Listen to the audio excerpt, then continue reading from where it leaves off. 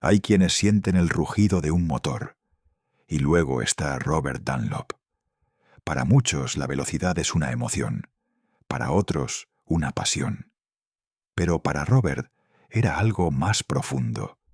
Era una forma de estar en el mundo, una manera de sentir que cada latido valía la pena. No corría para escapar, corría para encontrarse.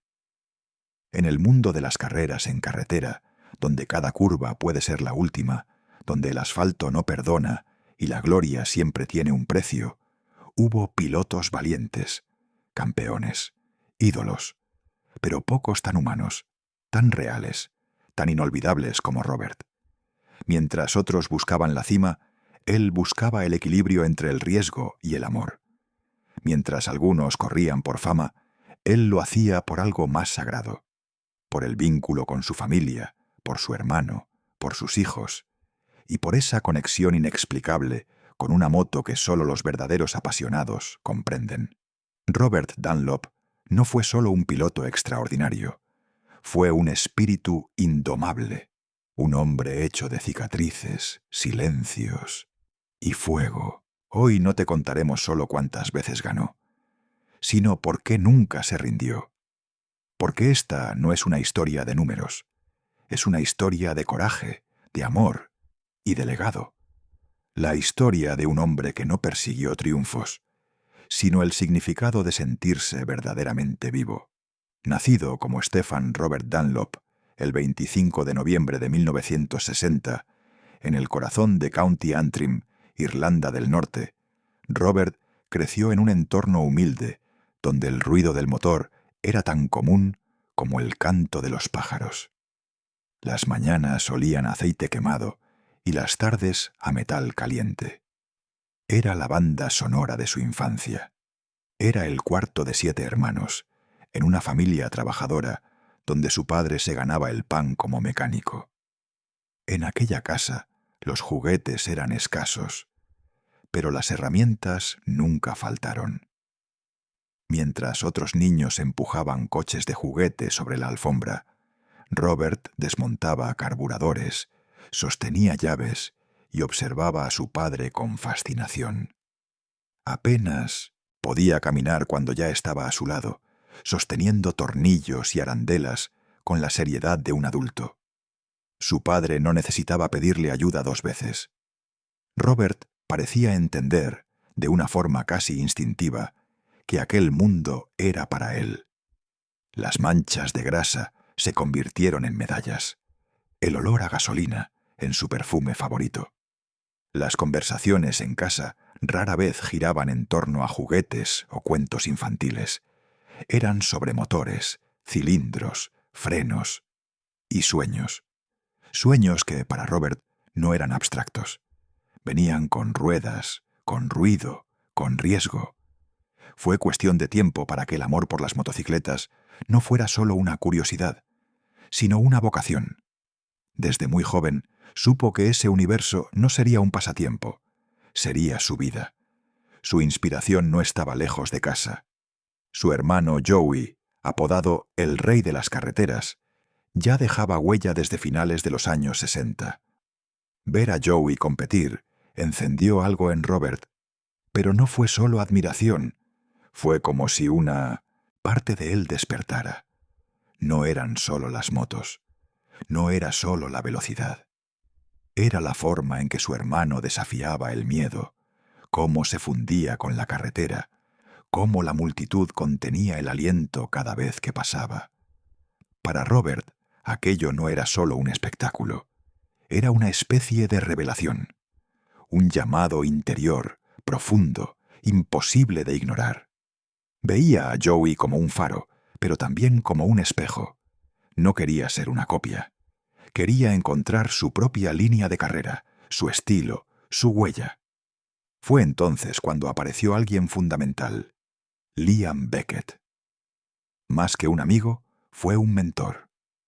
Bajo su guía paciente, Robert no solo aprendió a montar, sino a escuchar a la moto, a interpretar cada vibración, cada sonido, cada reacción, como si la máquina hablara directamente con él. Liam le enseñó que no se trataba solo de ir rápido, Se trataba de entender, de tener el control incluso cuando todo a tu alrededor va a 200 kilómetros por hora. Así, en 1977 y 1978, Robert comenzó a probarse en los pequeños circuitos locales como Bishop's Court y Nats Corner. Allí, sin prensa ni grandes premios, comenzó a moldearse el piloto y el hombre. Carrera tras carrera, vuelta tras vuelta, fue aprendiendo que el verdadero enemigo no era otro corredor. Era el miedo, la ansiedad, el error. Y que para vencerlos no bastaba con talento. Había que tener corazón. Pero entonces llegó el primer gran reto, la prueba que lo pondría frente a sí mismo. Montando una Yamaha 350 centímetros cúbicos, Robert no ganó, pero terminó la carrera, y para él, en ese momento, eso era ganar. No se cayó, no abandonó, no se quebró. Sobrevivió a su primer gran desafío real, y eso, en las carreras en carretera, ya lo colocaba en un grupo especial. Un año después, en el Cookstown 100, Robert cruzó la meta en 7º lugar. Para muchos era una posición modesta, pero para quienes conocían su historia fue un salto enorme. Ese resultado fue como una chispa, una señal de que algo se estaba gestando, de que el apellido Dunlop estaba escribiendo una nueva línea, no como sombra de Joey, sino como fuerza propia. Y en 1983, cuando tenía apenas 22 años, todo cambió. Robert dominó la MX Grand Prix en la categoría de 350 centímetros cúbicos. No solo ganó, superó por más de un minuto a uno de los futuros grandes del motociclismo, Steve Hyslop. La comunidad de las carreras comenzó a prestarle verdadera atención. Ya no era solo el hermano de Joey. Y aunque su estatura era pequeña, su presencia era inmensa. Por eso comenzaron a llamarlo Micro, o incluso Mighty Micro. No por burlarse, sino por admiración, porque su tamaño era pequeño, pero su ambición, su entrega y su valentía eran gigantescas. En 1985, Robert consiguió algo que había deseado durante años: su primera victoria en Cookstown, esta vez con una motocicleta ECM. Alcanzó velocidades que rozaban los 143 kilómetros por hora. Cada curva, cada aceleración, parecía confirmar lo que muchos ya sospechaban. Había nacido para esto. Ese mismo año, con la confianza a flor de piel, Robert decidió dar un paso más grande.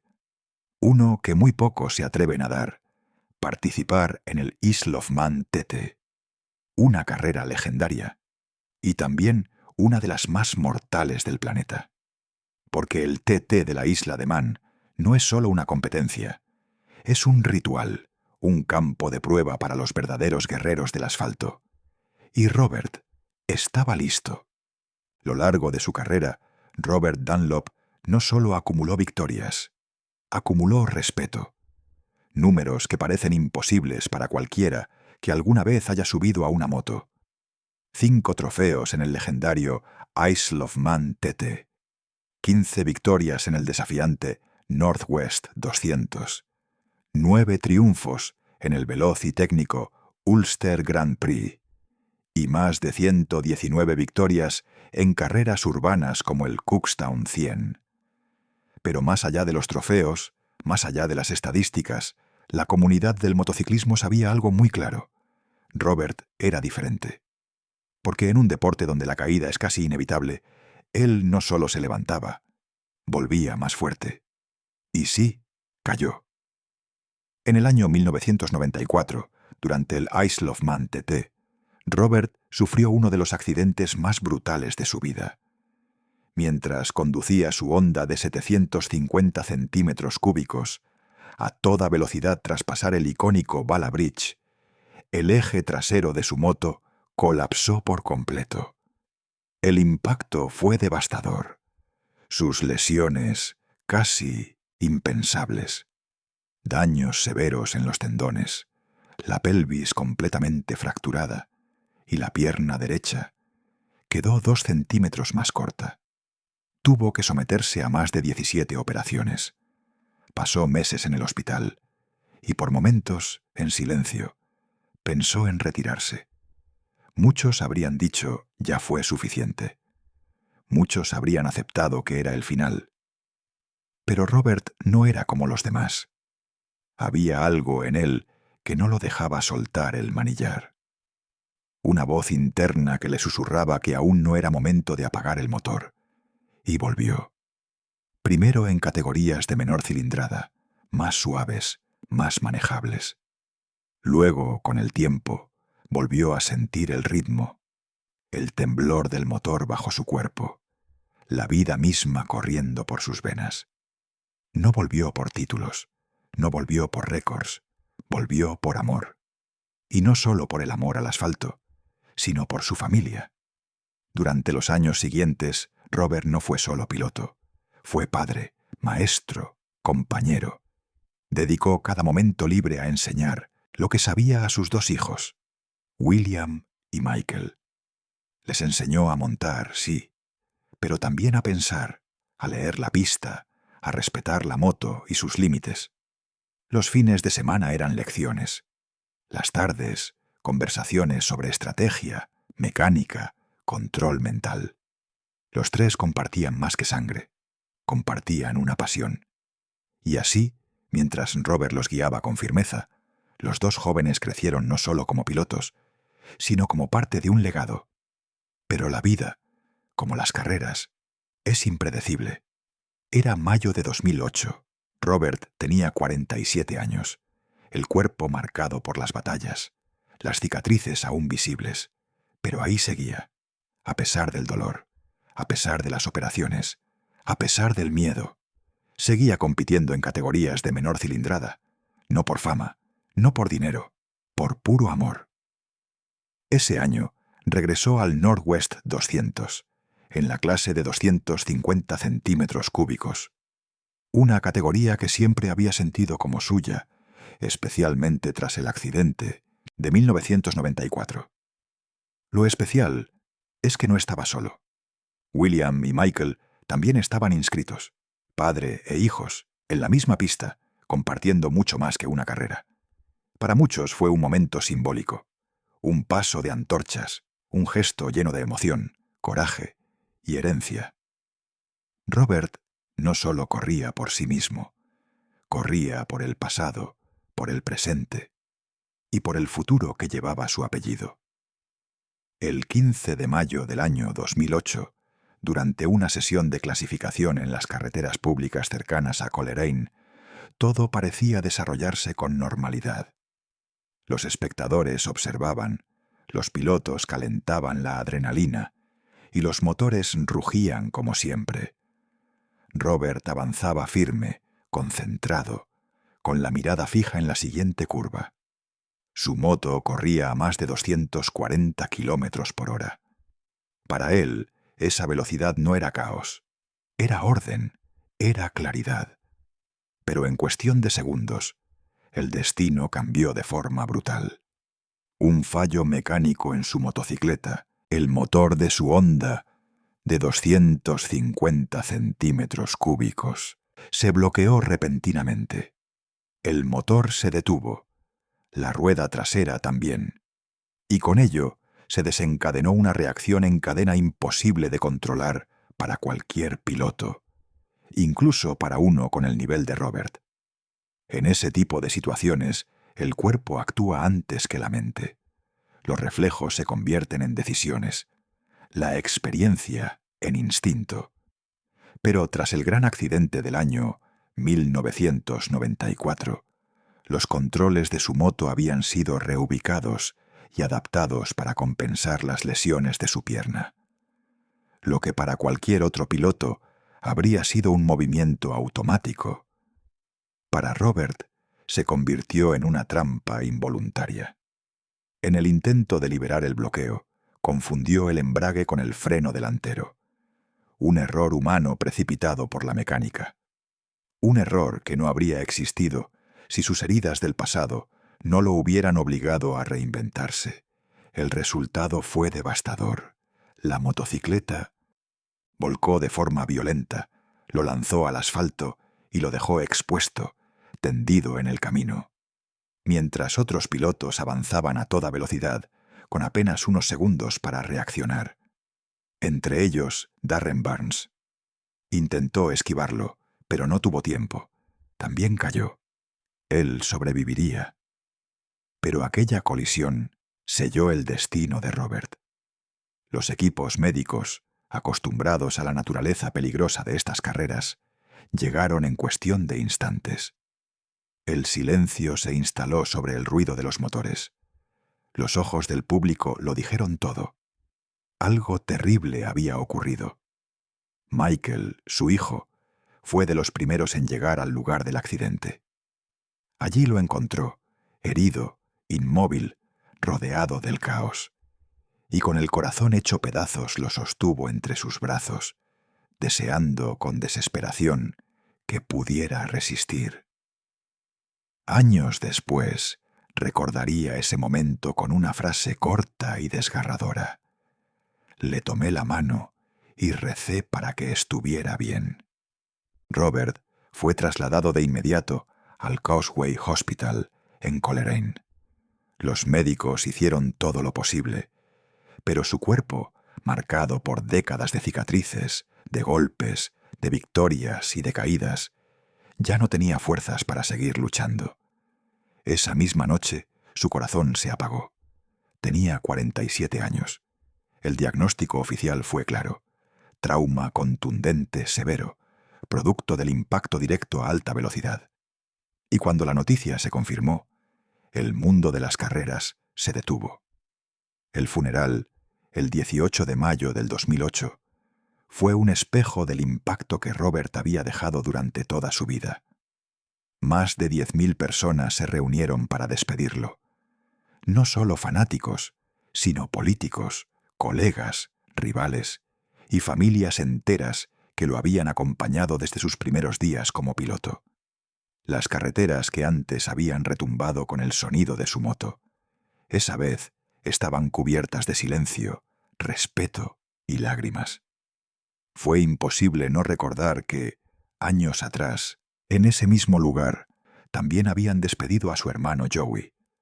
El dolor era distinto, pero el sentimiento era el mismo, porque los Dunlop no eran solo pilotos, eran un símbolo, un legado, una familia hecha de velocidad, riesgo y amor. A pesar de la tragedia, el nombre de Robert Dunlop no murió ese día.